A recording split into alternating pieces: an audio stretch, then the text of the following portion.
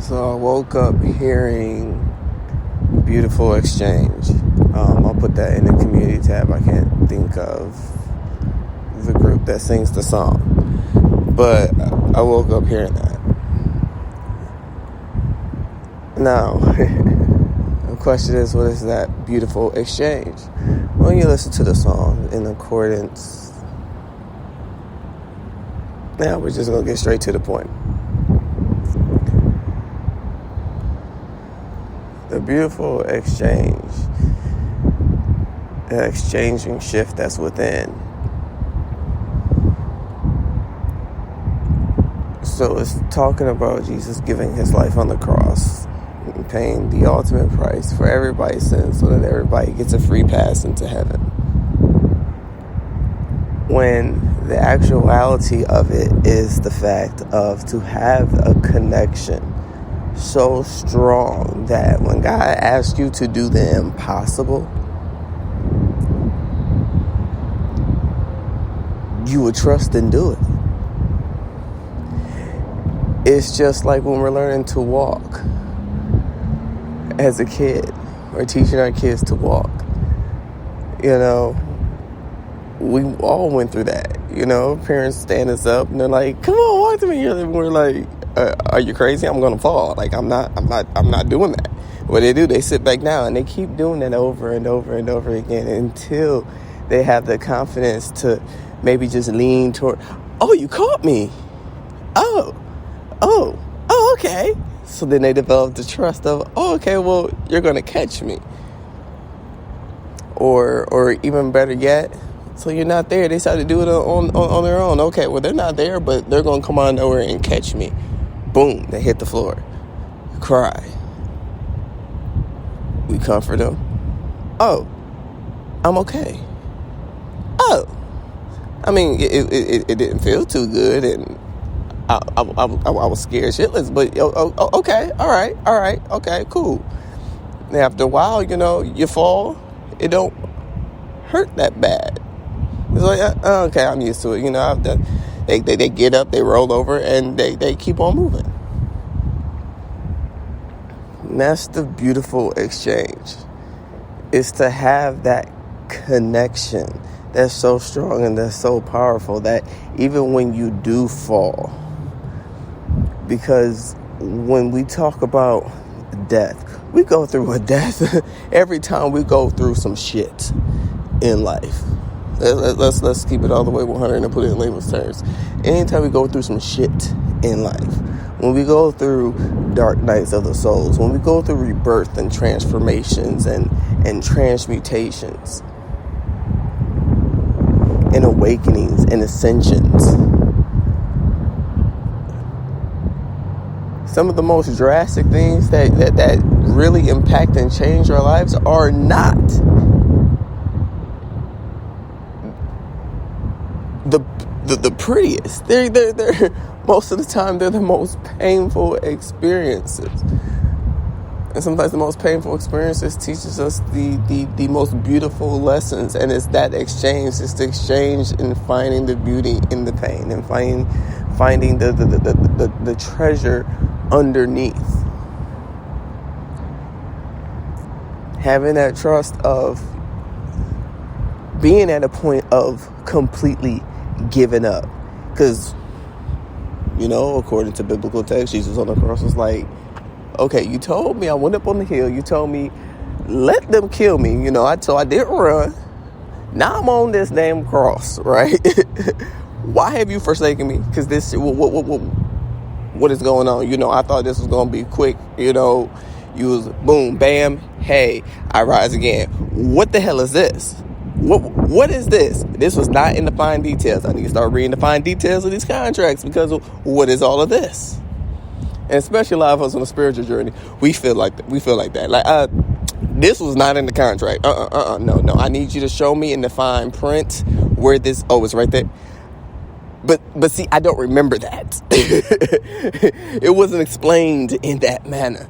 I thought it was just gonna be, so no, I had to embody everything. I had to feel all the, okay, all right, mm-hmm. Yeah. It's not on the outside looking in, because sometimes we have experiences where we just breeze through it, and it's more like watching yourself go through it because it's not that impactful. Okay, it's still a teaching, and we gather that. But think about some of the most shittiest times you've been through.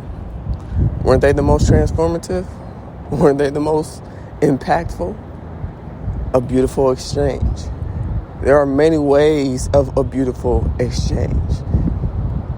And Jesus dying on the cross was just one example of the many prophets that have came that was shown of, hey, you can go through a rebirth physically. And then letting us know that, hey, just because they depart the physical world does not mean they do not exist. They are with us. They are around us. They are here. We can still connect to them. And he showed it back then. Now, let's keep it all the way 100.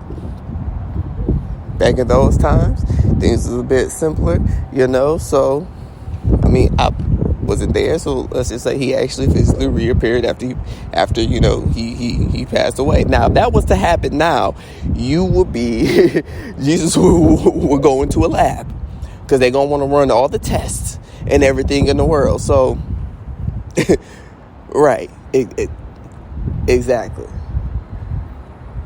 But it's believing that something like that can happen, because people have died and flatlined and came back and had no brain damage, nothing.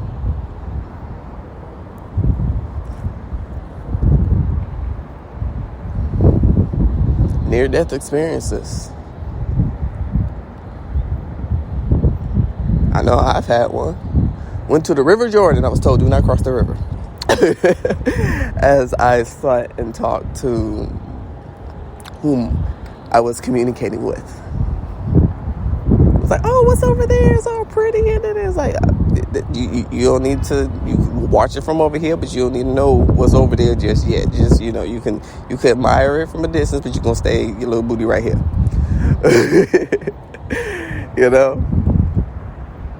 The beautiful exchange.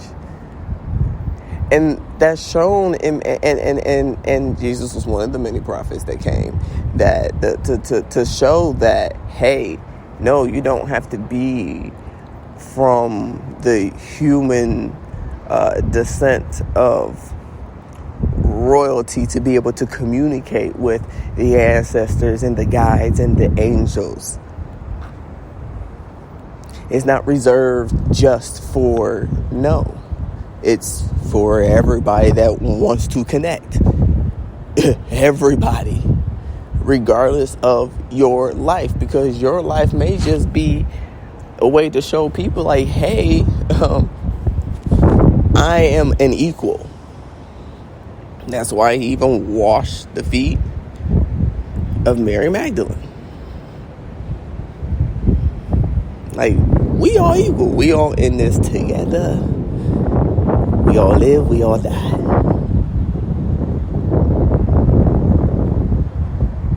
We all have feelings. We all have parents. We all have hope, dreams, wishes, and aspirations. We all fail. We ain't perfect. He flipped over some tables. But yet he was still not forsaken. God was like, oh, nope, you flipped over tables. Nope, I can't even use you no more. I'm sorry.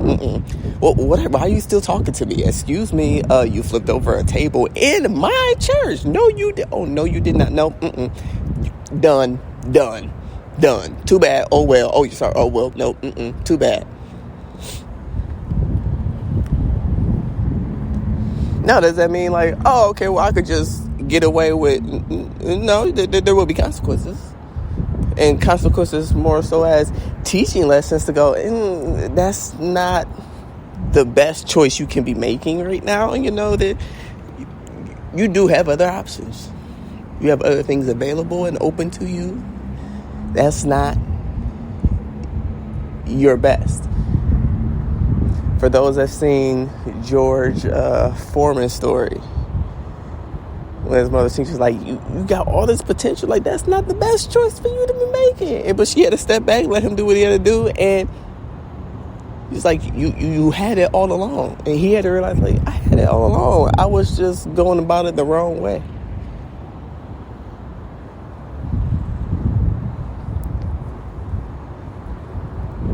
It's not that the many different belief systems or religions are wrong. No, it's the attentions of those that took advantage of it, saw the 3D power it could achieve by utilizing those intentions to construct order and things like that. Like Isis, for example, she had wings. Oh, the goddess of justice and balance. And yes, they say goddess. Maybe they didn't know another way. And the word angel might not have existed. Or, once again, you can't necessarily translate things directly over into English. Let's be honest here. Some stuff don't translate. Think about some sayings in Spanish. Can you translate some stuff? No. Or if you translate a song, it just don't come off the same way. Think about the slangs in English and you try to translate and explain. It's like, like, oh, that's cool. Now, explain that like, man, you bad.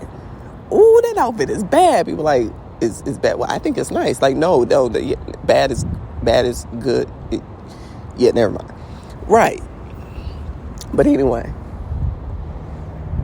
people utilize those teachings off of intentions. It's like, oh, yes, you're going to this and this and that, and oh, well, because I had this communication, I get to judge and weigh justice. And just like Tupac said, only God could judge me based off of your personal connection. Off of the last podcast that was posted. So if you haven't heard it, go ahead and check that out. I just told these two are linked together through your own personal connection that you have. Just like a parent loves all their kids the same, but they have a different personal connection with each one of their children. They can love their parents just the same and have two completely different relationships with each of their parent. Why? Because they're different, unique, individual people. There's not a one size fits all.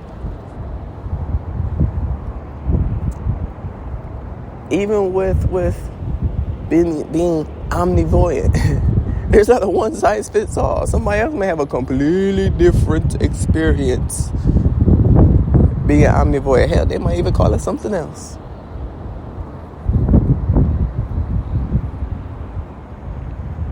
It's that personal connection. But those that do resonate, those that do understand from that, and that's the beauty of going, I'm really not in this alone.